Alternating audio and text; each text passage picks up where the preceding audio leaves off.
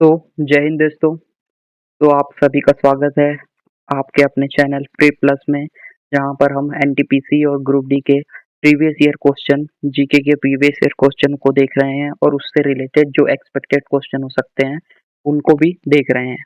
इससे पहले हमने एक क्लास ले चुकी है जो कि सेम इसी पैटर्न पर बेस्ड थी, और अब इसी सीरीज की दूसरी क्लास है। तो बिना टाइम वेस्ट किए शुरू करते हैं इस क्लास को। तो पहला क्वेश्चन ये रहा,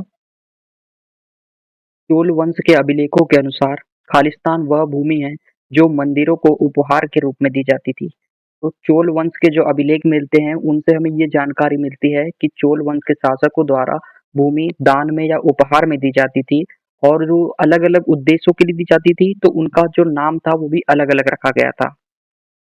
तो जो मंदिरों को दी जाती थी उपहार में उसे कहा जाता था तिरुनामा कुट्टी कुटिकानी तिरुनामा कुट्टिकानी। तो बी जो है इसका राइट आंसर हो जाएगा। अगर अन्य ऑप्शन की बात करें तो वेल्ला वगाई, ये जो होता था ये गैर ब्राह्मणों को दिया जाता था, गैर ब्राह्मण किसानों को। साला भोग विद्यालय के लिए या स्कूल के लिए जो भूमि दी जाती थी वो साला भोग होती थी, और ब्रह्मदे ये ब्राह्मणों को दी जाती थी। इसको और एक्सप्लेनेशन के साथ अच्छे से समझ लेते हैं ताकि इससे रिलेटेड जो दूसरे क्वेश्चन बने उनको भी आसानी से कर सके हम। तो चोल अभिलेखों के अनुसार जो उपहार या दान दी जाती थी भूमि का नाम उसके उद्देश्यों के आधार पर अलग अलग रखा जाता था। तो उनके द्वारा जो दान दी जाती थी उन भूमि के नाम में क्या क्या है। ब्रह्मदे जो ब्राह्मणों को दान में दी जाती थी, तो ये तो इजी हो जाएगा याद करने, ब्रह्मदे ब्राह्मणों को। देवदान, ये देवदान है, लिखा तो है, ये होता तो है बट ये बहुत कम पूछता है। उसकी जगह पूछता है तिरुनाम कुट्टिकानी, जो मंदिरों को दान में दी जाती थी। तो इसको अगर आपको याद रखना है तो इसको एक ट्रिक से ऐसे याद रख सकते हैं, जैसे तिरुपति बालाजी का मंदिर है तो तिरुपाति, तिरु से आप तिरुपति याद रख लीजिए और नाम, तो मंदिर का नाम तिरुपति, और किसको दान दी जाएगी, मंदिर को। ठीक है। उसके बाद साला भोग, जो कि स्कूल और विद्यालय के लिए जो भूमि दी जाती थी वो होती थी। और पल्लिका छदम, जो कि जैन जैन जो ब्राह्मण होते थे या संत होते थे उनको दान दी जाती थी। उन्हीं का ये एक्सप्लेनेशन है। तो इमेज से थोड़ा समझ लेते हैं, क्योंकि जो इमेज देखी जाती है वो लंबे समय तक हमारे दिमाग में स्टोर रहती है। इसीलिए मैंने ये आपको थ्योरी कॉन्टेक्स्ट में भी बता दिया, उसको इमेज से देख लेते हैं। तो जो चोल अभिलेख के अनुसार जो भूमि दान दी जाती थी वो अलग अलग प्रकार की होती थी और नाम अलग अलग होते थे। जैसे ब्राह्मणों को दी जाती थी ब्रह्मदे, वेल्ला वगाई किनको, गैर ब्राह्मण किसानों को, इनको किसानों को। उसके बाद साला भोग, जो उस समय पर विद्यालय या जो क्या तक्षशिला जैसे वो होती है ना अपने गुरुकुल्स, गुरुकुल उनके लिए जो दी जाती थी वो भूमि होती थी साला भोग। और देवदान, तिरुनाम कुट्टिकन, ये हो गया आपकी मंदिर उपहार के लिए। और ये हो गया जैन जो जैन संत या भिक्षु होते थे या जो जैन मंदिर का निर्माण कराना है उसके लिए जो भूमि दी जाती थी वो हो जाती थी पल्लिका चंदम। ओके। अब नेक्स्ट क्वेश्चन देखते हैं। नेक्स्ट क्वेश्चन है, किसके प्रावधानों के अनुसार भारत के प्रांत, ये क्वेश्चन में आपको ध्यान से पढ़ना है, प्रांत में द्वैत शासन की शुरुआत की गई, क्योंकि एक होता है प्रांत और एक केंद्र। अब इसमें पूछा है प्रांत में द्वैत शासन, तो ये हुआ था मॉन्टेग्यू ट्रांसपोर्ट अधिनियम या सुधार अधिनियम 1919 से। भारत शासन अधिनियम 1919, जिसको मैंड्यू चेम्सफोर्ड अधिनियम के नाम से भी जाना जाता है, जिसमें जो ये पहला नाम है मैंड्यू चेम्सफोर्ड, एक सेकेंड कलर नहीं दिख रहा है वहां पर, ये जो मेंड्यू है ये भारत भारत राज्य सचिव थे, और जो उस समय जो गवर्नर जनरल था वो चेम्सफोर्ड थे। ठीक है। तो इस 1919 से एक्ट में क्या क्या हुआ। 1919 के एक्ट में पहला तो जो प्रांत प्रांत में द्वैत शासन था, डायरकी, इसे स्टार्ट किया गया, जिसमें प्रांत को दो भागों में बांटा गया। एक आरक्षित जिसमें पूरा का पूरा कंट्रोल था वो गवर्नर गवर्नर के अधीन था, और एक था हस्तांतरित जिसमें भारत मंत्री जो उसमें सम्मिलित थे उनका भी उसमें थोड़ा बहुत अधिकार था, या उस पर थोड़ा बहुत कंट्रोल था, ये बोल सकते हैं। और केंद्र में द्विसदनीय विधायिका का निर्माण हुआ। केंद्र में द्विशासन का मतलब द्वैत शासन का जो अधिकार है वो 1935 से होगा। इसमें विधायिकी की बात है, ये विधायिका की बात है। उसके बाद सांप्रदायिक निर्वाचन ये पूछता है, ये भी क्वेश्चन बहुत जगह पूछा जाता है कि सांप्रदायिक निर्वाचन की शुरुआत किस अधिनियम से हुई है? तो वो भी भारत शासन अधिनियम 1999 मतलब 1990 से हुई है।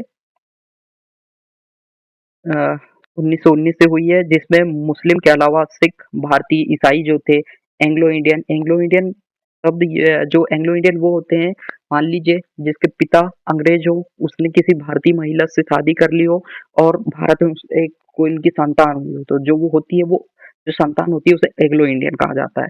और कुछ यूरोपीय लोगों के लिए भी पृथक निर्वाचन मंडल की व्यवस्था की गई थी।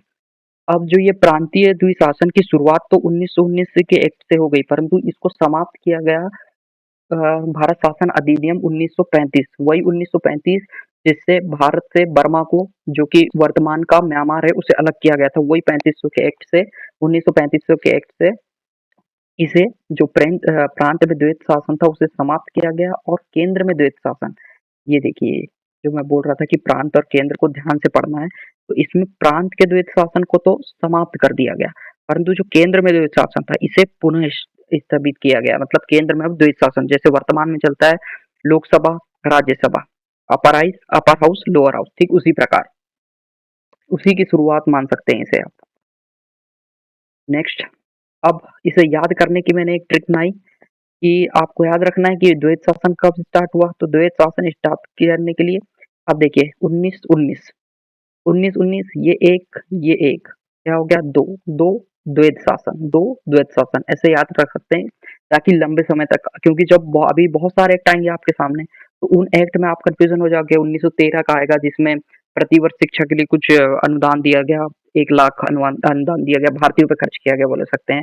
तो फिर वो कंफ्यूजन होने लगता है, इसलिए आप ऐसे याद रख सकते हैं 1919 मतलब द्वैत शासन, द्वैत शासन का प्रारंभ कहाँ, प्रांत में। ओके, तो नेक्स्ट पर चलते हैं। 1919 के चेम्सफोर्ड एक्ट, ये मैं बता चुका हूँ कि मोंटेक्यू जो थे वो भारत राज्य सचिव थे और उस समय जो वायसराय थे वो चेम्सफोर्ड थे। उसके बाद जो ये 1919 का एक्ट था, इसी में लोक सेवा आयोग की स्थापना के लिए प्रावधान किया गया, परंतु उसकी स्थापना तो हुई 1 अक्टूबर 1926 को। ये वही लोक सेवा आयोग है जो वर्तमान में हम इसे यूपीएससी के नाम से जानते हैं। इसके लिए 1926 में जो सिफारिश की, जिस समिति की सिफारिश पर बना, सॉरी, वो ली आयोग था, जो कि उसने सिफारिश की थी 1924 को और स्थापना कब हुई, 1 अक्टूबर 1926 को, जिसे 26 जनवरी 1950 को भारतीय संविधान के तहत संवैधानिक दर्जा देकर आर्टिकल 315 से लेकर 323 के मध्य उनको बांट दिया गया और उसे आधिकारिक तौर पर संघ संघ लोक सेवा आयोग मतलब यूपीएससी बनाया गया। नेक्स्ट क्वेश्चन है,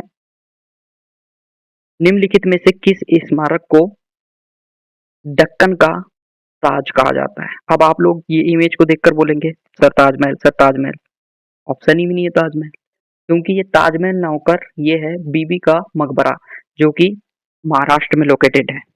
तो इसे दक्कन का ताज कहा जाता है। इसका राइट आंसर हो जाएगा बीबी का मकबरा। की एक्सप्लेनेशन को और अच्छे से देख लेते हैं। तो बीबी का मकबरा, जिसे दक्कन का ताज, जो दक्कन टेप्यू है अपना, उसका ताज कहा जाता है, क्योंकि जो महाराष्ट्र लोकेटेड है कहाँ, दक्कन टेप्यू में ही लोकेटेड है, इसी कारण से। और इसे मिनी ताज भी कहा जाता है। मिनी ताज क्यों कहा जाता है, क्योंकि इसकी बनाने की प्रेरणा जो मिली है इन्हें ताज से ही मिली है। कई जगह इसे ताज की भद्दी नकल भी कहा जाता है, क्योंकि ताज की स्ट्रक्चर को बनाने की कोशिश की गई परंतु ताज की तरह तो बन नहीं पाया है। मतलब ताज मतलब ताजमहल की बात हो रही है यहाँ पर। तो ताजमहल की तरह तो बन नहीं पाया, इसीलिए इसे ताजमहल की भद्दी नकल भी कहा जाता है। कई बार पूछा है ये सवाल। कहाँ लोकेटेड है? महाराष्ट्र के छत्रपति छत्रपति संभाजी नगर, क्योंकि अब नया नाम है किसका, औरंगाबाद का। ये भी इम्पोर्टेंट है कि औरंगाबाद का अब नया नाम, या ये पूछ सकता है क्वेश्चन बनाकर कि महाराष्ट्र के छत्रपति छत्रपति संभाजी नगर के नाम, नया नाम रखा गया, उस स्थान का नाम बताइए, तो वहां पर आएगा औरंगाबाद में लोकेटेड है, जो कि एक मुगल कालीन स्मारक है। इसका निर्माण औरंगजेब औरंगजेब ने करवाया, या औरंगजेब के पुत्र आजम शाह ने करवाया 17वीं शताब्दी में। औरंगजेब के ये जो लिखा है आपका 1658 से 1707, जो हाँ 1707 को औरंगजेब की मृत्यु हो गई। उसके बाद तो ये उनका कार्यकाल है किसका, औरंगजेब का। ये किसकी याद में बनाया गया, तो ये औरंगजेब की पत्नी दिलरास बानो बेगम और आजम शाह की माँ थी जो, उनकी याद में बनाया गया है। ये ताजमहल से प्रेरित है जो मैं आपको बता चुका हूँ। तो नेक्स्ट, अब यहाँ जो ऑप्शन था आपका कुतुब मीनार, तो उसको थोड़ा देख लेते हैं कुतुब मीनार का क्या डिटेल है। तो कुतुब मीनार जो कि लाल बलुआ पत्थर से बना हुआ भारत का सबसे ऊंचा लाल बलुआ पत्थर या ईंट से बना हुआ भारत का सबसे ऊंची इमारत है ये, जो कि 72 से कई जगह 72 मिलता है, कई जगह 73 मिलता है, तो 72 से 73 मीटर ऊंचा है, जो कि यूनेस्को विश्व की जो यूनेस्को साइट होती है उसमें सम्मिलित है ये। कुतुब मीनार का निर्माण जो आपका दिल्ली सल्तनत का पहला वंश हुआ गुलाम वंश, उसके संस्थापक कुतुबुद्दीन ऐबक के द्वारा स्टार्ट किया गया था, परंतु उनके निर्माण को पूरा कंप्लीट करने से पहले कुतुबुद्दीन ऐबक चल बसे, निकल लिए। तो उनके जो नेक्स्ट सक्सेसर हुआ जो कि शमसुद्दीन इल्तुतमिश हुआ, तो उसने इस कुतुब मीनार के कार्य को संपूर्ण करवाया था। कुतुब मीनार के जो तल पर वाद उल इस्लाम मस्जिद है, इसे भारत की पहली मस्जिद भी माना जाता है या कहा जाता है, पहली इस्लामी मस्जिद। ओके, नेक्स्ट चलते हैं। देखिए, मैंने इस क्वेश्चन में मात्र ये इतना सा क्वेश्चन था, तो मैं चाहता तो सीधे बता सकता था आपको दक्कन का ताज किसे कहा जाता है, बीबी का मकबरा, पर नहीं, मैंने आपको एक एक एक्सप्लेनेशन, पहले मैंने आपको बीबी के मकबरे के बारे में पूरी डिटेल बताया, उसके बाद मैंने उसके ऑप्शन को एलिमिनेट किया। अब मैंने ऑप्शन को तो कर दिया, अब यहाँ लिखा है डेक्कन, तो इस डेक्कन को भी अच्छे से एक्सप्लेन कर लेते हैं, क्योंकि कई लोगों को ये पता ही नहीं होता कि ये डेक्कन क्या है। तो डेक्कन जो डेक्कन टेप्यू है उसको अच्छे से एक्सप्लेन करके मैं आपको और समझा दे रहा हूँ। तो ये रहा आपका दक्कन का पठार। दक्कन का पठार दक्षिण भारत में स्थित है। यह अपने बड़े आकार के लिए जाना जाता है, जो कुछ राज्यों को कवर करता है, जिसमें महाराष्ट्र, कर्नाटक, तेलंगाना, आंध्र प्रदेश और तमिलनाडु सम्मिलित हैं। ये भारत की जो लोकेशन देखी जाए इसकी, तो पश्चिमी घाट और पूर्वी घाट के मध्य और ऊपर से जो हिमालय सॉरी एमपी वाली जो एमपी के क्षेत्र में जो सतपुड़ा रेंज है उसके उन तीनों के बीच में घिरा हुआ है, और ये इसमें जो है इस पठार में काली मिट्टी समृद्ध मात्रा में पाई जाती है। काली मिट्टी समृद्ध मात्रा में पाई जाती है, और काली मिट्टी किसके लिए सबसे अच्छी होती है, आप सभी को पता होगा, कपास की खेती के लिए। तो यहाँ पर कपास की खेती भी बहुत होती है। और यहाँ से निकलने वाली नदियों की बात करें तो यहाँ गोदावरी, कृष्णा, कावेरी नदी मुख्य मुख्य रूप से वो नदियां हैं। देखिए इसकी लोकेशन को अच्छे से समझ लीजिए। ये देखिए, ये हो गया आपका मध्य प्रदेश। मध्य प्रदेश से यहाँ पर आपकी कौन सी रेंज हो गई, सतपुड़ा रेंज। ये आपका जो हो गया, बताइए क्या है, वेस्टर्न रेंज। चलिए आप कमेंट में ज़रूर बताइएगा, या कमेंट में नहीं बता पाएँ तो आप अपने आप में सोचिएगा या आंसर दीजिएगा कि ये जो पश्चिमी घाट है, इसको अन्य और किस नाम से जाना जाता है?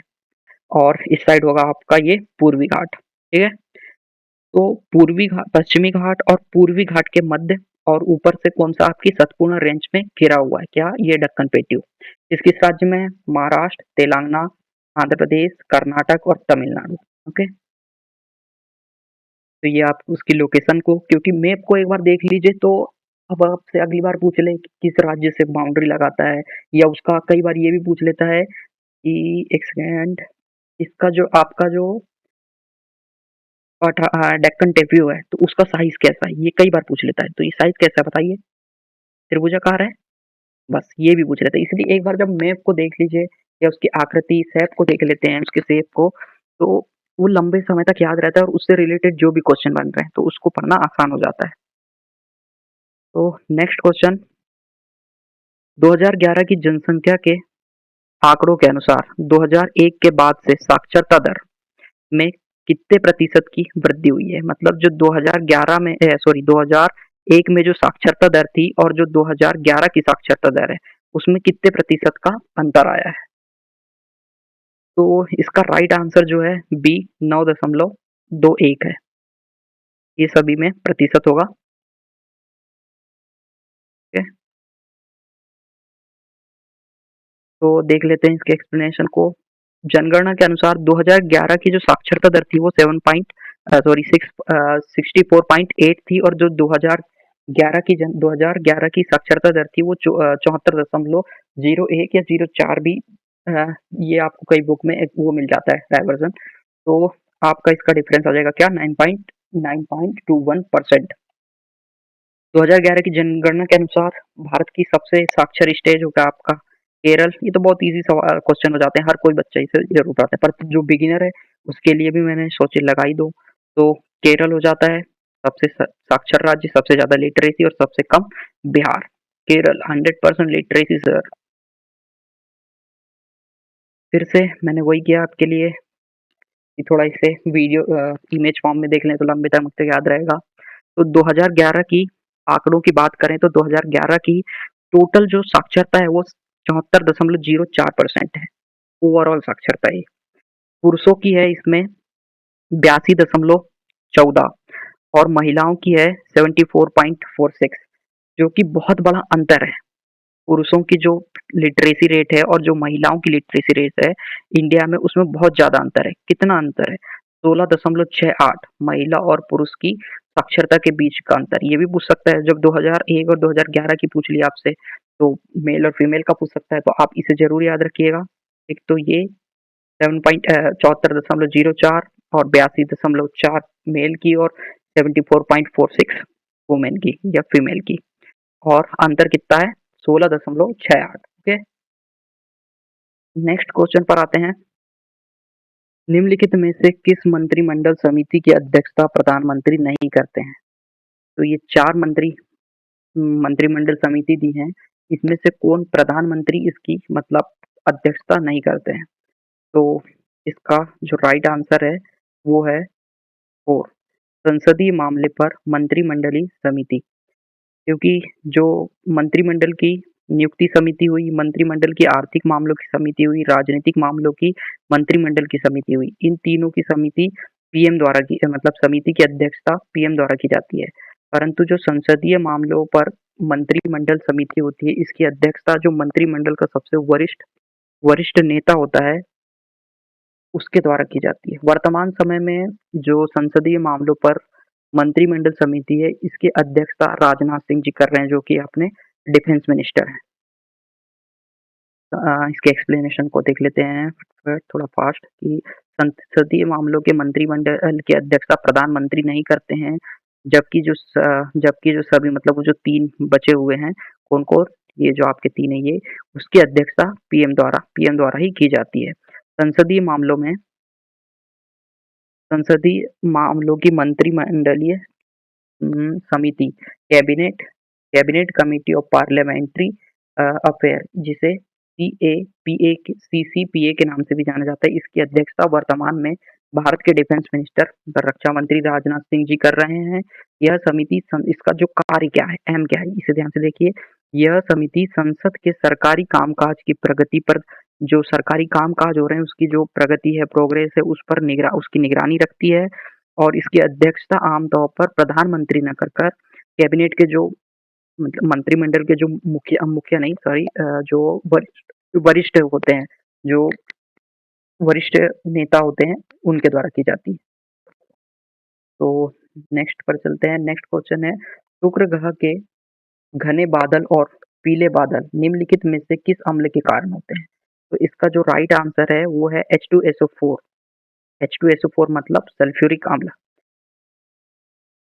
शुक्र के बादल मुख्य रूप से सल्फ्यूरिक अम्ल H2SO4 के बूंद से बने होते हैं। साथ ही जलवाष्प और सल्फर डाइऑक्साइड भी होती है। तो इसमें मुख्यतः क्या होता है, सल्फ्यूरिक अम्ल, जो कि H2SO4 है। सल्फ्यूरिक अम्ल के बादल शुक्र में अत्यधिक ग्रीन हाउस प्रभाव में योगदान देते हैं, जिससे हमारे जो सोलर सिस्टम है उसका सबसे गर्म ग्रह यही बनता है। वैसे अगर देखा जाए तो जैसे ये सन हो गया, उसके बाद आता है बुध, शुक्र। तो बुध को गर्म होना चाहिए, परंतु यहाँ पर क्या होता है, वायुमंडल अनुपस्थित है और यहाँ पर वायुमंडल उपस्थित है, जिस कारण से ये गर्म ना होकर शुक्र जो है ये सबसे गर्म ग्रह बन जाता है।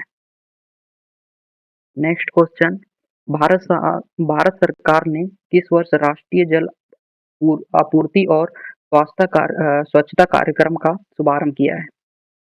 तो इसका राइट आंसर है 1954, 1944, सॉरी, हाँ 1954। हाल ही में मनाया गया डोल जात्रा त्योहार किससे संबंधित है? तो ये करंट अफेयर के फॉर्मेट में ये क्वेश्चन आ जाते हैं। तो इसमें पूछा गया है कि जो डोल जात्रा त्योहार है, ये किससे संबंधित है? तो जिस तरह हम नॉर्थ इंडिया में होली मनाते हैं, रंगों का त्योहार, ठीक उसी प्रकार पश्चिम बंगाल और असम और उड़ीसा वाले क्षेत्र में, मुख्यतः पश्चिम बंगाल और असम वाले क्षेत्र में डोल जात्रा त्योहार मनाया जाता है, जो कि होली की तरह होता है। डोल जात्रा, जिसे डोल पूर्णिमा भी कहा जाता है, मुख्य रूप से पश्चिम बंगाल, उड़ीसा और असम, जिसमें पश्चिम बंगाल और असम ज़्यादातर पूछे जाते हैं, के रूप में मनाया जाने वाला रंगों का त्योहार है। रंगों का त्योहार अपने यहाँ कौन-सा मनाया जाता है? होली। इसीलिए होली से रिलेटेड हो जाता है, जो कि होली से मेल खाता है। इसमें भगवान कृष्ण और राधिका को समर्पित है। नेक्स्ट क्वेश्चन है, मुगल प्रशासन के संबंध में मनसबदारी प्रणाली की वह कौन-सी विशेषता थी जो जहांगीर के शासन काल में शुरू की गई थी? सो ऑप्शन ए है इसका जाता और सवार पद। तो सवार पद सेकंड ऑप्शन है आपका द्विआस्पा, तीन आस्पा। और तो इसका जो आंसर है वो आ जाता है आपका यही बी ऑप्शन, द्विआस्पा, दुआस्पा और सिंहास्पा। द्विआस्पा सुआस्पा क्या है? जैसे ये जो ऑप्शन ए में जाता और सवार है, इसको शुरू किया था किसने? अकबर में। इसमें क्या होता था? इसमें एक किसी व्यक्ति को कुछ घोड़सवारों का हेड बना दिया जाता था, या एक एक व्यक्ति के अंदर जैसे 100 या 200 घोड़ों का एक समूह का हेड बना दिया जाता था, उसे कहा जाता था जाता। तो जहांगीर ने क्या किया? उसे अपनी सेना को मजबूत करने के लिए इसमें, अगर आप जो घोड़े की संख्या है, आपके पास घुड़सवारों की संख्या है, उसको आप दुगुना या तिगुना कर सकते हो। उसी को दुआस्पा और सिंह-आस्पा कहा गया। तो इसका जो राइट आंसर है आपका बी हो जाएगा। दहसाला प्रथा, ये भी किसके समय चलाई गई बताइए? बिल्कुल सही, अकबर। अकबर इसका मुख्य मतलब इसे शुरू करने वाले का वो क्या बोल सकते हैं उसे, अपना श्रेय किसे दिया जाता है? टोडरमल, जो कि पहले किसके यहाँ पर कार्यरत थे? शेरशाह सूरी। एक्सप्लेनेशन, मुगल प्रशासन में जहांगीर द्वारा शुरू की गई मनसबदारी प्रणाली की प्रमुख विशेषताओं में दुआस्पा और सिंहास्पा थी। दुआस्पा और सिंहास्पा एक ऐसी प्रणाली है जिसमें तैनात मनसबदार को अपनी जातक जात जात पद के अनुसार अनिवार्य सवार, जो घोड़े सवार हैं, उसके दुगने या तुगने घोड़े रखने की अनुमति थी, जिसकी उसकी सेना मजबूत हो सके। और ये जात सवार, ये मैंने बता दिया आपको, अकबर द्वारा, और दहसाला अकबर द्वारा, जिसमें टोडरमल जी का सबसे ज्यादा योगदान।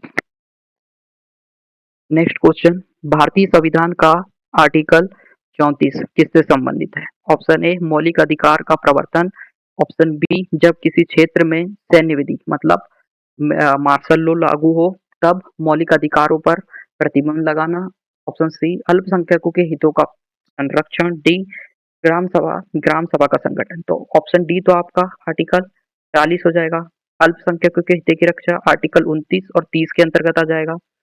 ओके, सॉरी मैं यहाँ पर राइट क्यों लगा रहा हूँ? तो ये आर्टिकल 40 बता दिया मैंने आपको, ये 29 और 30, जब किसी क्षेत्र में मार्शल लॉ या सैन्य लॉ लगा हो तो जो संसद अपनी इस आर्टिकल के यूज करके वहां पर मौलिक अधिकारों को समाप्त कर सकती है। यही आर्टिकल 34 में लिखा है। भारतीय संविधान का आर्टिकल 34 संसद की वह शक्ति देता है जब किसी क्षेत्र में सैन्य विधि या जिसे मार्शल लॉ बोलते हैं लगा हो तो वो मौलिक अधिकारों को वहां पर समाप्त कर सकता है और उन पर प्रतिबंध लगा सकता है। यह आर्टिकल संसद को पावर देता है कि वो सैन्य सैन्य कार्यवाही जहाँ हो रही हो या मार्शल लॉ लगा हो तो वहाँ प्रतिबंधों को मौलिक अधिकारों पर प्रतिबंध लगाया जा सके। जो अन्य ऑप्शन है उनका देख लेते हैं। जैसे मैंने आपको ऑप्शन ए था कि मौलिक अधिकारों को प्रवर्तन, जो आर्टिकल 32 होता है जिससे सुप्रीम कोर्ट मौलिक अधिकारों के हनन होने पर रिट जारी करती है, तो उससे संबंधित हो गया। उसके बाद ऑप्शन सी था अल्पसंख्यक हितों की रक्षा, जो कि आर्टिकल 29 और 30 के अंतर्गत हो जाती है। उसके बाद ग्राम पंचायत की स्थापना, जो कि डीपीएसपी का भाग है, आर्टिकल 40 के अंतर्गत आ जाता है। नेक्स्ट क्वेश्चन है, भारतीय संविधान का भाग 16 निम्नलिखित में से किससे संबंधित है? तो ऑप्शन ए है चुनाव आयोग, आधिकारिक भाषा, कुछ वर्गों के लिए विशेष प्रावधान, आपातकाल। तो आपातकाल तो भाग 18 का पार्ट है। भाषा जो है भाग 17 का पार्ट हो जाता है। कुछ कुछ वर्गों के लिए विशेष प्रबंध, यही उसका जो है राइट आंसर है। जो पार्ट 16 है, कुछ कुछ वर्गों से संबंधित स्पेशल प्रोविजंस प्रोवाइड कराता है। और जो चुनाव आयोग है, चुनाव आयोग ये भाग, एक सेकेंड कंफ्यूजन है मुझे, चुनाव आयोग जो होता है, चुनाव आयोग भाग 15, ओके, चुनाव आयोग जो है भाग 15, क्योंकि मुझे यूपीएससी के जो पार्ट है उससे थोड़ा कंफ्यूजन हो गया था इसलिए। तो चुनाव आयोग क्लियर है क्या, चुनाव आयोग 15, तो इसका राइट आंसर हो गया आपका क्या, ऑप्शन सी। तो ऐसा करते हैं, जो संविधान के जितने भी पार्ट है उनको अच्छे से ब्रीफ में थोड़ा समझ लेते हैं, ताकि अगर कोई पार्ट आए तो उसमें दिक्कत ना जाए। तो जो पार्ट एक है, जिसमें मैंने ये टिक लगाए, ये तो इम्पोर्टेंट ही है, इन्हें आपको बिल्कुल 100% याद रखना होगा। भाग एक, जो कि संघ और उसके क्षेत्र से संबंधित है। भाग दो, नागरिकता से संबंधित। तीन, मौलिक अधिकार से संबंधित। चार, डीपीएसपी से संबंधित। चार का ए, चार का ए, जिसमें आर्टिकल 51 ए आता है, मौलिक कर्तव्य फंडामेंटल ड्यूटी से संबंधित है। उसके बाद भाग पांच, जो कि आर्टिकल 52 से लेकर 151 तक है, संघ, जिसमें केंद्र सरकार का पूरा वर्णन होता है, संघ केंद्र सरकार का वर्णन है। उसके बाद भाग 6 में आप राज्यसभा से आ जाते हैं। उसके बाद 7, जो कि संशोधन के द्वारा बाद में पहली अनुसूची के भाग, खंड, मतलब खंड या भाग ख के राज्यों से संबंधित है, इसे हटा दिया गया है 58 में। उसके बाद आप आ जाते हैं भाग 8 में, जिसमें संघ राज्य क्षेत्र है। भाग 9, ये इम्पोर्टेंट होता है आपके लिए, भाग 9, क्योंकि पूछ लेता है पंचायत भारतीय संविधान के किस भाग से संबंधित है, तो भाग 9 से संबंधित है। और आर्टिकल 243 से लेके 243 ओ तक। अब इसमें ये जो 3 है, इसको आपको अच्छे से देख लेना होगा और एक बार। तो भाग 9 जो है वो पंचायत से संबंधित है। भाग 9 ए जो है वो नगर पालिका से, और भाग 9 बी जो है वो सहकारी समिति से संबंधित है। और भाग 10 अनुसूचित जनजाति क्षेत्रों से संबंधित है। और आगे भागों को और समझ ही लेते हैं। तो भाग आपका 10 हो गया। उसके बाद 9 राज्य, संघ और राज्य से संबंधित है। और ये बाकी हैं, आप इन्हें अच्छे से देख लीजिएगा। इसमें मैं आपको इम्पोर्टेंट बता दे रहा हूँ, जैसे कि आपातकाल का प्रावधान, ये आपके भाग 17 में है। राज्य भाषा, सॉरी, आपातकाल 18 में है। जो राज्य भाषा या आधिकारिक भाषाओं से संबंधित है वो भाग 17 में है। निर्वाचन, जो कि इसमें ऑप्शन ए में दिया होता, भाग 15 में है।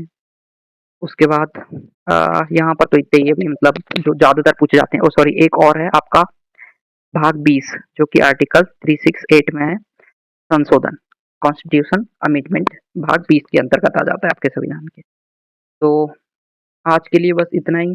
अगर आपको वीडियो अच्छी लगी हो तो लाइक करना ना भूलें, और अपने चैनल प्रेप पल्स को सब्सक्राइब कर लें, जिससे आगे आपको ऐसी वीडियो मिलती रही और आप सिलेक्शन के पायदान में आगे बढ़ते रहें और जल्द से जल्द सिलेक्शन लें। तो जय हिंद दोस्तों। Hey bros, what's going on? This is Cotton. Be sure to subscribe to my channel if you haven't already, because subscribing makes you feel good.